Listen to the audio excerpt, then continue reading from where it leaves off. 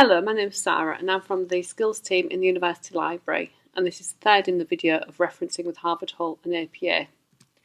In this video we're going to look at how do you reference using University of Hull, Harvard. Each reference has two parts. First part is the in-text citation, so the part that goes in your assignment, which tells the reader where you got the information from. So in our example we've got time management is an important skill when studying at university. And in brackets at the end, we've got the book, the author of the book, and the year of publication that we got that information from. Cottrell, 2019. At the end of your assignment, you will have a reference list that will give the full reference for everything that you've cited in your assignment. So underneath, you've got the full reference for that Cottrell book. So again, we start with the author's surname, Cottrell, S. First initial. In brackets 2019, the year of publication. We then got the title of the book in italics and sentence case. So sentence case means that only the first letter is capitalised unless it's a proper noun or a place name or something like that. The Study Skills Handbook with a full stop. Place of publication, London. Then got a colon and the publisher, Red Globe Press, with a full stop. We've looked at quotes in the previous videos, but just to go over it again, if you are quoting directly from a source, with Harvard Hull, you would have the author's surname. So we've got here Goldman, and then in brackets, 2002, year of publication, with a colon, and then the page number because it's a direct quote, 23, close your brackets, states that, and then you can see we're starting the quote here because there's the double quotation marks. Emotional intelligence incorporates personal competence in the form of self-awareness. And at the end of the quote, we've got the double quotation marks again and a full stop. Sometimes you have two joint authors. So when you're paraphrasing, this is how you can put your joint authors in. Two examples here, one with the authors at the end of the piece of information to back it up, and one with the authors explicitly named at the beginning of the sentence. So we've got, it's been suggested that nurses could be distancing themselves from patients and concentrating on specific tasks as a psychological defence against the pain they might feel. In brackets at the end, we've got the two authors, Chambers and Ryder, and you'll notice instead of writing the word and, we've used the ampersand instead. We always use the ampersand within brackets, with a comma and the year of publication, 2012. Close your brackets and put a full stop.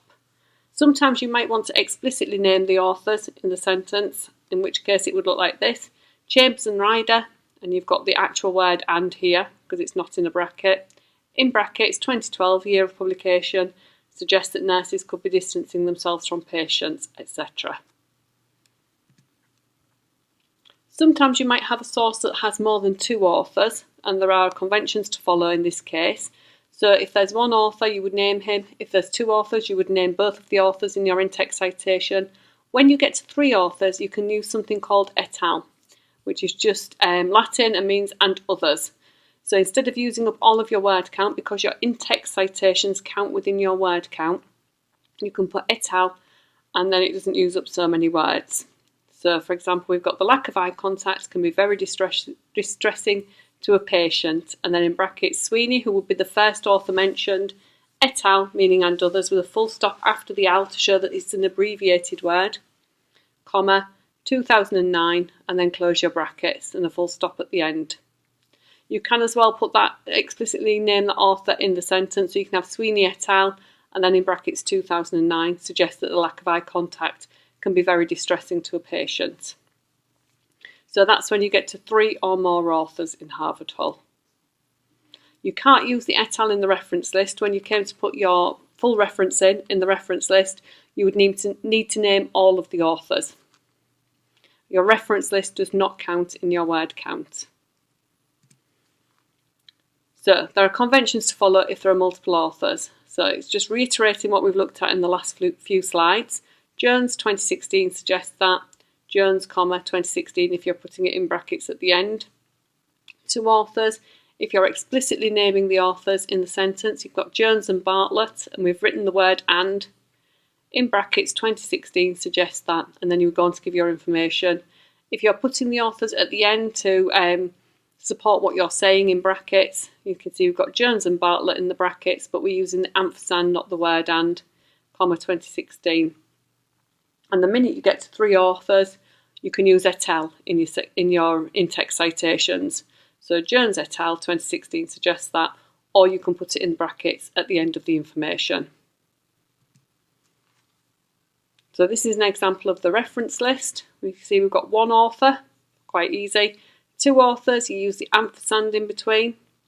3 authors, we've got a comma between the first authors, and it's only when you get to the penultimate and the final author that you put your and in. Your reference list needs to be ordered and formatted correctly, so it should be in alphabetical order by surname. At least half line space after each entry, single line spacing within each reference list entry, and the text should be left aligned with no indentation, so that's just as you would open up a Word document. The most important thing is to be consistent. You can get away with small mistakes if you make them consistently.